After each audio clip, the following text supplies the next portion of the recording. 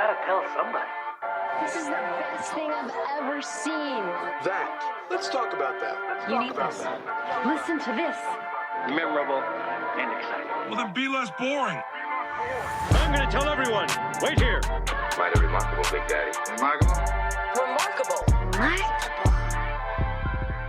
Welcome to Remarkable, a podcast for B2B marketers that deconstructs the most iconic moments in film, television, pop culture, and advertising for a single purpose: to give you, the B2B marketer, the same storytelling techniques that the pros use. In each episode, you will learn techniques from Hollywood, Pixar, Marvel, and beyond, from Spielberg's hands to yours, bringing remarkable content ideas to you every single week. I'm Ian Faison, CEO of Caspian Studios. This is Remarkable. This week, we're talking about IBM's Outthink campaign with the help of special guest, founder and CEO of Omnia Strategy Group. Hello, my name is Watson. Together, we can outthink the limits of what's possible. Welcome to the cognitive era. Jessica Murray. Jessica, how are you? Hey, good. Thank you so much. Excited to be here. Excited to have you on the show. Excited to chat marketing and content, what you've been doing at Omnia, some of the cool customers and clients that you have, and everything in between. So start off, tell us about Omnia.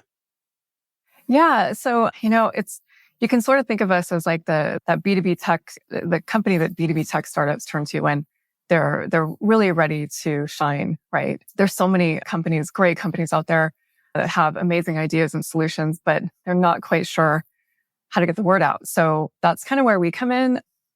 So we take these companies with huge potential, often they're flying under the radar, maybe stealth mode, and we help them with positioning, like strategic positioning, end-to-end product marketing, and we do some pretty large-scale thought leadership content initiatives as well. So yeah, that's about it, high level, yeah. And what stage are you normally working with, and what types of companies? Is it generally B2B? Is it all different kinds? Yeah, so it's B2B tech companies. Most of my experience is in the cybersecurity industry, so most of my clients are in that space. And they typically are early stage. So I help organizations from stealth mode through series A, B, C, and kind of get them, through those funding rounds as well. So sometimes I'll do some larger organizations as well, but for the most part, it's those early stage B2B tech companies. And today you wanted to talk about IBM's Outthink campaign. Why the heck did you pick that? Yeah. It came out a long time ago now. I think it was 2015. And I just think it's one of those amazing examples in the industry of just incredible creativity. And, I think that it stands out to me because it just seems so much more than an advertising push, right? It seemed like it was this entire mindset in a way. It included this sort of spirit of innovation and forward thinking that I think that IBM has championed for a long time, decades. Maybe we can start thinking about IBM in over a century now. Oh my gosh. But, I think the campaign really invited us to look beyond the conventional and to reimagine what's possible. I think what really does it for me is the depth of the message. And it actually was not about selling a product or a service. It was about trying to inspire some level of change and even progress, right? 13,000 Australians will be diagnosed with melanoma this year, and 1,700 of us will die. It's our deadliest skin cancer, but the easiest to beat when caught early.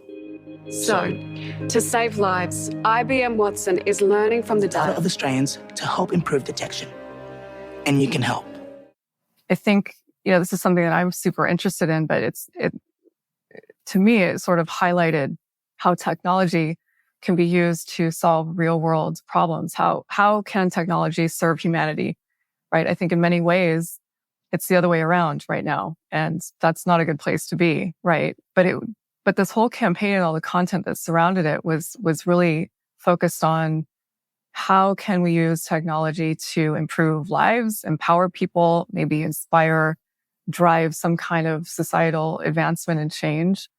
And that's really what it does for me. I think it's sort of, honestly, I think it's a sort of a masterclass in how a campaign needs to run, or how thought leadership needs to be, brought forth, right? Meredith, what is IBM's Outthink campaign? Yeah, so IBM's Outthink campaign was created by ad agency Ogilvy and launched in 2015 to promote IBM Watson, this data analytics processor. That is Meredith O'Neill, our amazing producer extraordinaire. Watson uses natural language processing to understand a question, analyze tons of data, and come back with an answer based on that data. So in other words, you ask Watson a question and it returns pretty quickly with an answer based on data from across the internet that it has basically looked over and analyzed.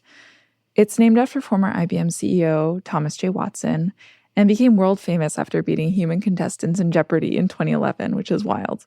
Now we come to Watson, who is Bram Stoker and the wager.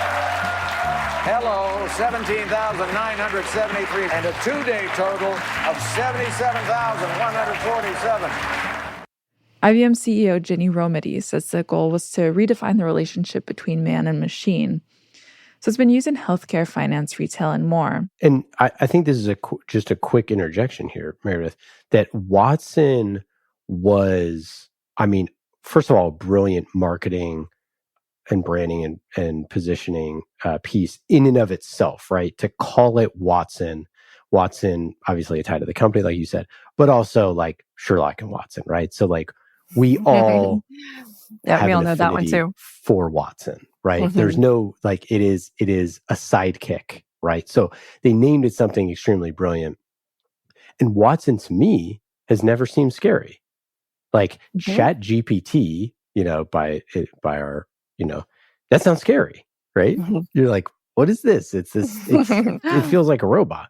Watson feels like your friend. You are Sherlock Holmes. Yes. Please, do come in, Mr. Dr. Watson. John Watson. This whole thing started with them creating, this very, very powerful technology, but also naming it something that is very relatable. So then once you create content and campaigns off of Watson, which you see all the time and is referenced all the time, I wonder, it would be curious. I bet you if you said IBM Watson, it probably has 100% market penetration to their ICP. I bet you every single person knows exactly what that is. Mm-hmm. Whereas if you were to say, trying to think of a similar technology, but I don't know, name a big company, would their, Salesforce is called Einstein, right? That probably has really big penetration in the market as well.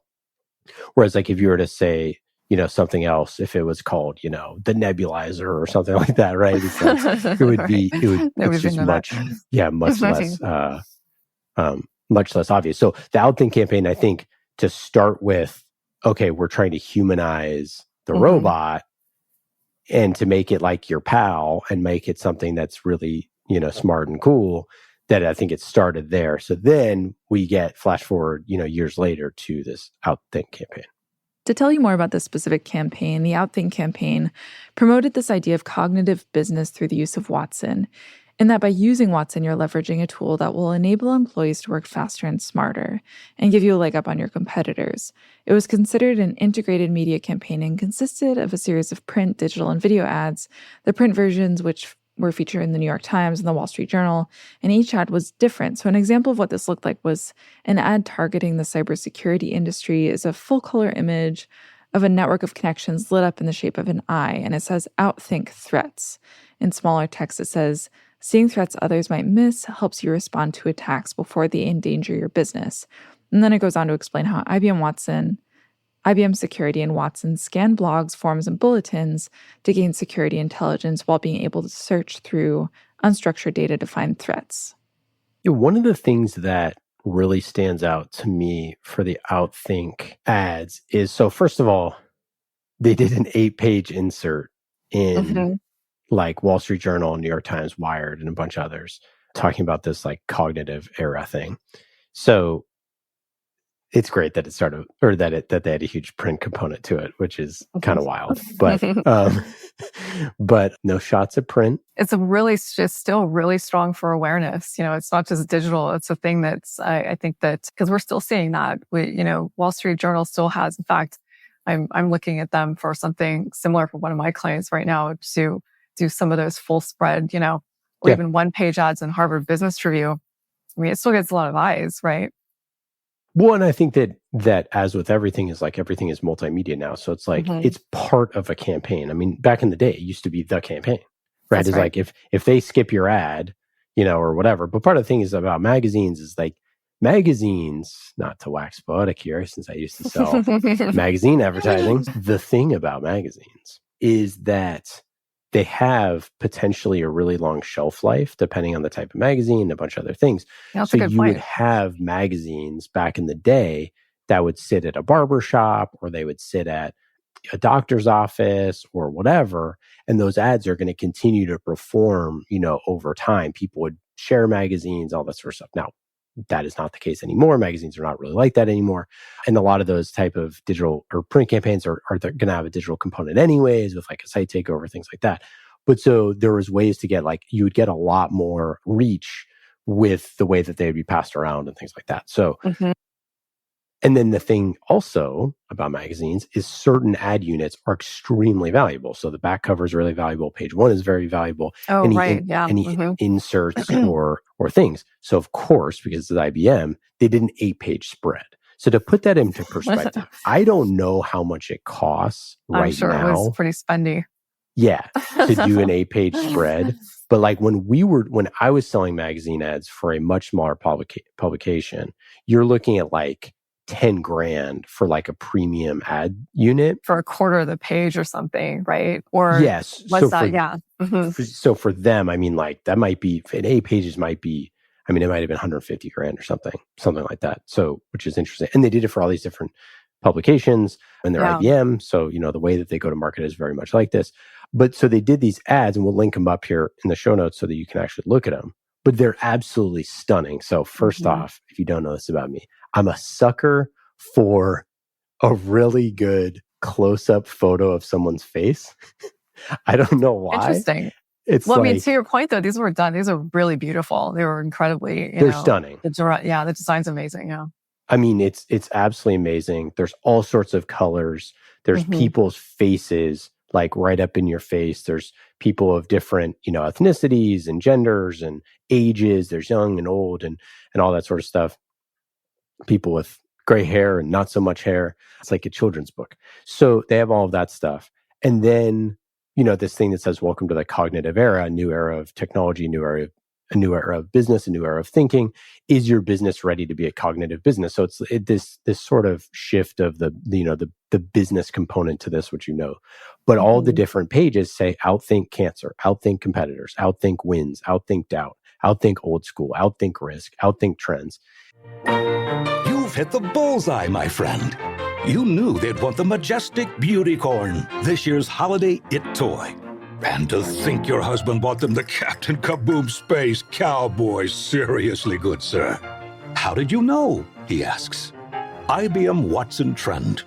And I think it speaks to this business case that they're trying to relay, that like Watson and the cognitive era and then moving to their cognitive cloud and building a cognitive infrastructure and all these things, that if your business is doing this stuff, then you can outthink what is coming and you can outthink things that are impossibly hard, right? Like outthink cancer. We don't have a cure for cancer. So the idea of trying to think about how to do that is very, very interesting. And then at the back part of the ad, they have a bunch of different data and information that you can sort of sink your teeth into there. And they also have a bunch of the different sort of use cases and the APIs. So they have like a list of all the different APIs, 28 cloud-based APIs, soon to be 50, that you can build on, and then it lists them all out. So like language detection, personality insights, face detection, dialogue, et cetera, et cetera. So it gives sort of, by looking at the 8-page ad, which again is ridiculously expensive, but it actually is able to tell an entire story with beautiful visuals, with people, make it humanizing, make it, all those things. And so you get the totality of this thing, which is, I think really interesting. To me, if it was just one ad and it said outthink cancer, for example, like that might get me thinking, but like it's not really going to do it for me. Like, I don't think that this campaign would have been successful if they didn't have sort of like the rest of the stuff. Because I think, like, by and large, I think IBM and a lot of these big companies that do these big brand plays, that a lot of times, to me, it's just too nebulous. Like, I don't really know the business value. That's a really good point, right? And you made a really good point about it having all these different kinds of people and backgrounds and ages and everything. It's like there's a really interesting inclusivity to this. And what I mean by that is that it wasn't just like a call to action for companies or people in the technology industry. It was like a message to everybody. So even like to the consumer, which is really interesting, right? It's like, this is really something that only organizations use, but they were also messaging it to like people like you and I, right? And so it suggested that like all of us have the potential to outthink the problems we face with the right tools and the right mindset. I am a technological breakthrough. This morning, I read over 4,000 articles on leukemia in less than a second. I can understand euphemisms, idiosyncrasies, and complex metaphors. I know every detail of every public quarterly report in the last 20 years. And I'm just getting warmed up. And that's, I think one of the many brilliant things about it, right? I think that the other thing that you sort of touched on too was there was this sort of, how to say this, like that it was visionary in the sense of IBM sort of repositioned themselves in a way is that not just a company that sells technology through this, right? It was like suddenly there was this massive thought leader that understands the broader implications of innovation. And it was about thinking bigger and tackling the huge and seemingly unsolvable challenges of our time, right? From healthcare to environmental sustainability, et cetera, right? And showing, I guess, how that cognitive computing is truly a game changer, right? That's what was coming across.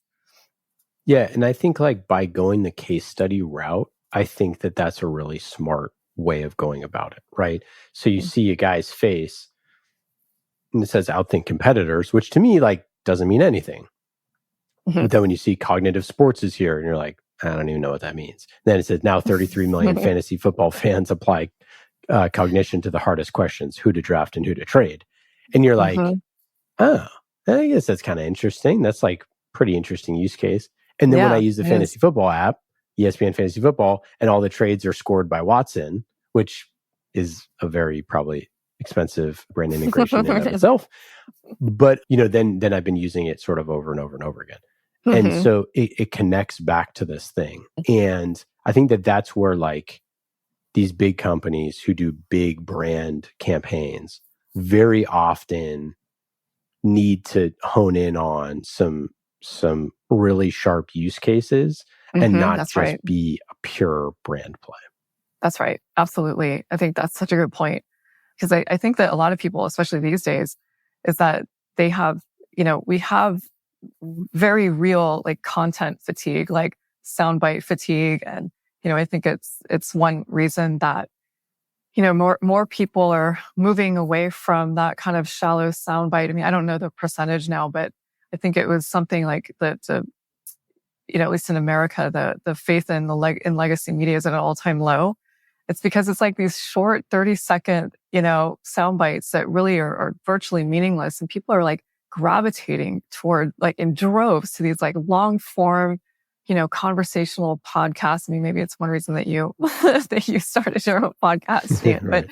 But yeah, I mean, it's like I think that's the other reason why it stands out is that there was something really meaningful about it too. And now that we're talking about this, I mean, it just kind of strikes me that out of all of the design and strategic brilliance, I think about this whole thing is there's something that strikes me about the timing and the execution of this whole thing too. And this campaign came out when the conversations around artificial intelligence and cognitive computing was really starting to just enter the public sphere, right? To reach our consciousness. And so it was still, it was when AI was still sort of this like, I don't know, this Star Trek concept.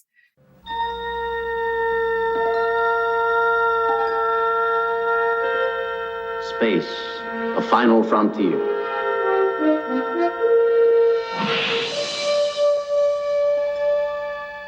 And Yeah, for IBM sure. capitalized on that moment with a campaign that was both like educational, inspirational, and I don't know, setting the stage for discussions about the future of technology. But they did it in a way that was really accessible. And somehow, I think since then, AI wasn't as far out of a concept anymore. It was suddenly a topic that we could have real conversations about.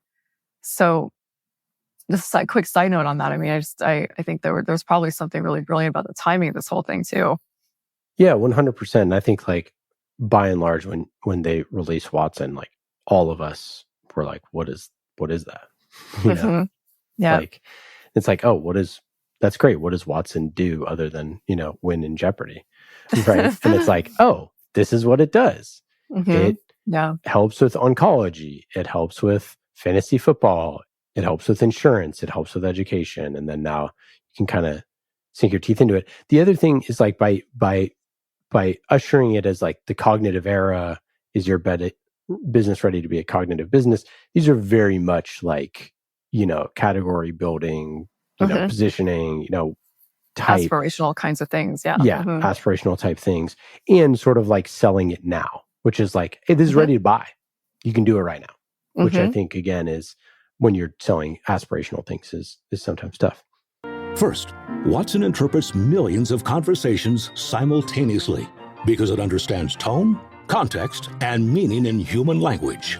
So when Cassidy Rapinski, Florida fifth grader and unicorn enthusiast, first posted, OMG Beauticorn, so fantasylicious, #unicorn life, #must have, Watson understood. So in that case, I mean, they weren't just selling the future, which often, us marketers, we do a lot of. I mean, I think it's part of our job description to sell the future, but to your point, it's like, it was actually something real that people could buy, right, and use. So. Yeah, agreed. And I think there's something, core and elemental to business and being able to outthink, right? Like outmaneuvering your competitors. Any other B2B takeaways? I mean, one for me for sure is like, again, I love the close-up photos of people. I have no idea how much they cost. They look like they're very expensive photos. I don't know if they're like real customers or like models or whatever, but if I were to offer my feedback, I would say if you're doing it at home, get a photographer, take some really cool photos of your actual customers. I think that's a pretty good takeaway. I think that's stuff like, it's always worth the money to take high quality photo and video. Yeah. If you can do it of your customers, because it's so important, and you can use those things a variety of different ways. They feel flattered. It looks cool, hopefully. And I think that's a good play. And then the other thing too is like, IBM notoriously very fickle about their brand. If you go to their website, you go look at their stuff, their brand is wired tight. And yet these ads, I would say, don't feel very IBM at all. So yeah, they kind of ventured away from their, I would say their kind of traditional IBM brand guidelines for sure. With all this new data, Watson is now helping researchers work to boost detection accuracy from 60% with the naked eye to 91%. If I hadn't met Watson at Bondi, they may never have found this suspicious mole, and I'd probably still be carrying it around. I hope to help more Australians like Ian. So together, we can finally outthink melanoma. Catch you later, mate. Yeah, the B and the white and black and blue and that sort of thing. Yeah. So it's very different. And if you go look at like IBM.com/Watson and you go look, there's not a bunch of photos of people's faces, and there's not a lot of that sort of stuff. There's geometric shapes and things like that. So it is very much, it was a departure from the brand, I think, a bit, while being, I think, very cool. So I think that's always worth it to sort of venture outside your brand a little bit. Oh yeah, absolutely. And also just, I mean, seriously, like the power of creativity and design in helping to, further messaging, right? And when it's done correctly, it's incredibly powerful. I'm a huge fan of that. I think it's too bad that we don't see more organizations, especially in B2B tech, that that aren't investing more in things like that. Because I mean, to me, that's really the point of, great creativity, great design work. It's really about reinforcing the brand and the message, even when it's really out there and it's creative and it gets people, it really stops you, right? I mean, like even with this, several years later, we still look at this and think, wow, this is actually stunning work. And we're going to remember it because it's so compelling. Switching gears to how you think about things with your clients at Omnia. Obviously, you've been in marketing and product marketing for a bunch of different cybersecurity companies. You've been in marketing for a while. Curious, when you're sitting down with one of these type of startups that, obviously stage varies. So, advice varies. Ask your doctor if it's right for you. But when you sit down with someone, what do you recommend thinking about their marketing strategy and how content fits into it? Really good question. I think especially with a lot of the earlier stage, even, stealth mode or even Series A companies that I work with, is there's so many priorities that they're moving through, right? And a lot of the time, unfortunately, what ends up happening is that their story kind of isn't told, right? And so sometimes, a lot of the time, actually, their messaging and positioning will suffer because of that. And so I don't think it's possible to really get to great content unless there is solid messaging and positioning, and you can't get to messaging and positioning without really diving deep into the story and the narrative of that company. And that means getting in the room with the founders and other people who are involved with the company early on, maybe, investors, VCs, and understanding as much as possible and as deeply as possible, like, why did they start this company? I mean, I can't tell you how many amazing stories I've heard that actually sometimes don't have anything to do with the actual technology, but there was something that happened in their personal life that drove them to do what they're doing. And it may seem kind of, unimportant or even trivial or whatever, but it's not. And so that's where I start with organizations. If they really, especially the ones that really need help with their positioning and messaging, it's like, well, this is ground zero. That's where we have to start. Like, why did we start this company? And what was really meaningful to you? And what are the things that make you angry, right? About what you're trying to solve for? I mean, these things have a real, hot button connection to them. And we need to flesh out that entire narrative. The companies that nail that are usually the ones that have just phenomenal content. They're clear about what they offer, what their differentiators are, how they compete. They're clear about their use cases, things like that. That is so important. You'd be amazed how many organizations don't have their use cases nailed. That's a huge problem, right?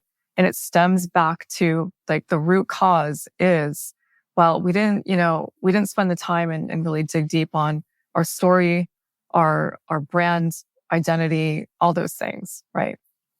Yeah, I couldn't agree more. And I think that where they just falter all the time is on where your customer, where that persona of your ICP fits into the story. Like, I started Caspian, back in the day because when I was on a marketing team and I was trying to do strategic initiatives and I was working on content and we were trying to get stuff done and we had all these grand plans and wanted to make series and, make fiction stuff and do all this.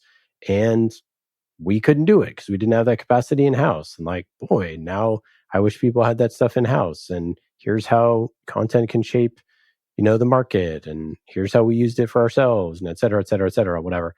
That's a horrible explanation, but of Caspian. I get it. We get it. Off the cuff, giving an absolutely terrible version of our own company. But I think but so often it's I started this. We were talking to a founder the other day. It's why'd you start the company? He's to make money.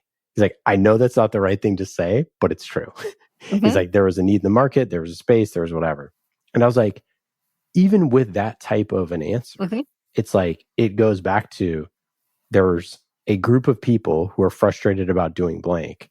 That's right. And you figured out a way to make them happier, or make their jobs better, or make them get outsized results. Like, yeah, it was still something that they cared enough about to actually put the time, energy, money into, into trying to solve it. Yeah, totally. Yeah. And I think that just so many people miss that. And then the other thing that they miss is making sure that you're telling that story where the person or the customer, where your prospect, that persona, is at the center of the story over and over and over again, right? It's like just so many people miss that. It's like it's all about them. It's all for them. So then once you sort of have that conversation and you go through some of those exercises, what are some of the things that you find that are surprising, or things that startup founders who maybe don't have a lot of marketing background, mistakes that they're making, or things that they don't want to do, and you gotta get them to cross the chasm? Yeah, that's such a great question. Oh my gosh, there's a lot. I mean, here's one of the biggest things that I see that's consistent. And so myself and all my colleagues, like, we are sort of used to it, and we anticipate it because it's so common.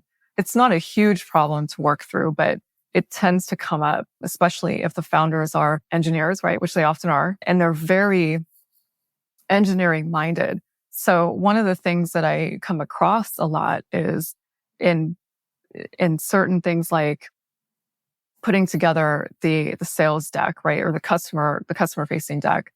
Like, what is really just going to be the high level pitch of this whole thing, right? And they will pack on so much into one slide, text and like diagrams, that super technical stuff that people are just going to, like, just get glazed over when they see it, right? That's a common thing where it's like, no, we don't have to pack everything about the company and how it works onto one slide. That's not how it's done, right? So there are things like that. I think that there's a tendency to think that we have to be really technical about things to show the value. Like, that's just not true. We can show value based on, how are we solving a problem that no one else is, right? In a way that no one else is. How is it making your life easier? Like, those things are compelling, right? There tends to be I think a bias toward, it's like these 20-page technical white papers. Let's face it, like, nobody reads, because who really wants to go through all of that, right? There's a time and place. Maybe it's a solutions architect that wants to, dig deep into stuff like that. But that's still, at least in my experience, and, I've been doing this a while, that's even pretty rare. But those are some of the common things that I realize that tend to happen with, an early stage startups, especially if there's, founders or other people involved in the company early stage that are very engineering minded, because they haven't been exposed to it either, right? They don't really understand, like, the how the flow of information, how that works, and why it's important to, package it in such a way where, we're actually getting across what our value is in our story, right? That somebody's actually going to care about.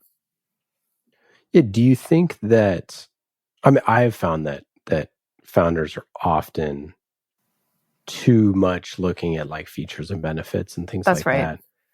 That's and right. They just don't, they would rather just push the use case rather than try to figure out how the person is buying and how they would receive it and how much time they think about it. I think the classic mistake that you see is, your customer thinks about your problem 5 minutes a year, and you're trying to basically take more of their time, right? It's like, right. We're selling to CIOs who are, it's like, they're going to look at that slide, take the engineering managers, like, if that's the recommendation and it fits within the stack and all that sort of stuff, they're going to do it. I'm like, you've spent, all of your marketing budget on CIOs, yet they literally are just going to do what's, like, in the magic quadrant, as long as their VP recommends it or whatever. Yeah, that's like, true. But yeah, any ways to sort of get them around that and to have a more, like, audience type approach to whether it's creating marketing or creating content. Yeah, I find that there's a couple of things that we often do, and usually in a security company, we do have someone that is kind of an external thought leader, like chief security officer or chief information security officer, who obviously has, responsibilities internally for the security of the company, but also is really active with customers and active in the market and media and analysts and stuff like that. What I've found is to have allies like that who can actually say, like, come from a CISO perspective and say, you know what, this really isn't going to resonate with this persona, right? The other thing is to, and I know they do this a lot too, founders do, which is great, and they talk to customers a lot. Super important to do that and actually get their feedback too. Talking to advisors, every startup has advisors, and get their input on it as well. I found that all of that, it's sort of a group effort that's really helpful. And also just from our perspective, from marketing perspective, like working really hard to understand as much as possible, as deeply as possible, the solution, the platform, how it works, the value of it. So we can help guide them through creating that narrative. That's something that's going to be really compelling for them too. So it goes both ways. It's not about blame necessarily. It's like, okay, here's the situation. How can marketing help kind of move this along in a helpful way, right? How do you think about the ROI of content? That's a really good question.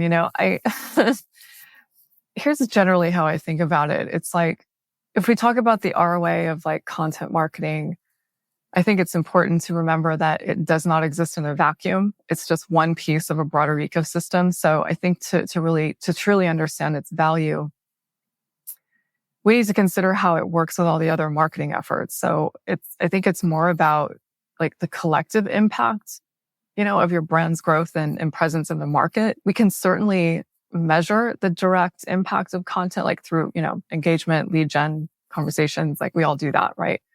We also have to look at how it supports and amplifies the other marketing initiatives. So, example, does it enhance SEO efforts? Is it, providing valuable touch points for the sales team? Is it helping to continue to build that cohesive and compelling brand story? And so when I think about the ROI of like specific things like content, my mind immediately goes to like, well, that's a great question and we can get to it, but like really it's more about like the broader ecosystem, I think, right? Yeah, I mean, I think obviously, part of the reason why we built this show is to integrate marketing more into the go-to-market and show value. And I think that what we see a lot in conversations with marketing teams is just how siloed it is from pipeline. And like, you're just like, hey, who's your ICP? And like, hey, what's the most important persona for next year? And they're like, I don't know. Yeah, it's true. Well, who are we making content for? And they're like, well, we're kind of making it for everybody. I'm like, yeah, but this should be like triage. Like we should know who's, hey, financial services, the most important industry that we're trying to do next year. So we need more content. Like those are the sort of things that I feel like a lot of times content isn't really getting enough information there. And if you're not getting information there, and if you're not even able to tie it back, we're just talking to a marketer and they're saying how, like we're creating a campaign where we're shaping some accounts. We have a podcast, we're having an account-based strategy there. It's like, well, we're trying to do this brand thing. So if we loop in the ABM people, like, should we be doing that? I'm like, yeah, absolutely. Like this, in this case, it's a video series, right? It's like this video series is going to do both. It's like, it's going to help both sides. And like, if we integrate them, maybe we can pull some budget from them too, which would be nice because the content budget's usually pretty tiny. So I think that like part of it is just like, layering it into, nesting it into the priorities of sales of the business, of the accounts that you're trying to go after, and building content there first. Yeah, 100% agree. Yeah, it's a huge problem. It's like, it's actually pretty difficult for a lot of companies. I mean, I totally understand why, but to actually run integrated marketing and actually be able to attribute efforts to pipeline and revenue, right? I mean, there's all kinds of things in the tech stack that can show us things like, multi-touch attribution, right? Like who downloaded what and how is that, influencing deals? Is it getting to stage, whatever in the, in the sales cycle? Yeah, I mean, I know when companies aren't doing that, it's just like they're really, there's self-sabotage, if not everybody is involved in that, right? Indeed. Jessica, it's been absolutely wonderful having you on the show. Any final thoughts here on marketing, on content? No, this has been great. Thanks so much for having me. Great conversation. Yeah, it's been absolutely wonderful chatting with you, as it always is. And people can go to workwithomnia.com. to learn more? Mm-hmm. Yep. Awesome. That's and it. We'll link that up in the show notes. And if you know a startup, if you are a startup and you need some help on positioning, on marketing, anywhere from, seed to Series C and beyond, or even stealth, market dominance starts here. So go to workwithomnia.com. Thanks, Jessica. It's so great having you on the show. Thank you. Well, that's it for today. I hope you got some good ideas for your B2B content. Thank you for listening to Remarkable. I'm Ian Faison, CEO of Caspian Studios. Remarkable is created by the team at Caspian Studios, B2B podcast as a service. Caspian also creates fiction series for B2B companies, so if you want a business thriller, you can learn more at caspianstudios.com. Hollywood-style storytelling for B2B. And in today's episode, you heard from myself, Ian Faison, and Meredith O'Neill, senior producer here at Caspian Studios. Remarkable was produced this week by Meredith O'Neill, mixed by Scott Goodrich, and our theme song is Solomon by Falak. Be remarkable and rise above the noise.